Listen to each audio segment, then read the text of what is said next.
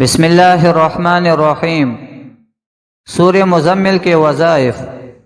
میاں بیوی میں الفت کے لیے اگر میاں بیوی میں باہم اختلاف ہو تو سورہ مزمل 21 بار پڑھ کر کسی چیز پر دم کر کے کھلا دے، انشاءاللہ دونوں میں باہم الفت پیدا ہو جائے گی۔ مصیبت سے امن کے لیے اگر اول و آخر درود شریف 3 بار اور درمیان میں 41 بار روزانہ سورہ مزمل پڑھا کرے تو اللہ تعالیٰ دولت سے مالا مال فرما دیں گے اور مصیبت سے امن میں رہے گا۔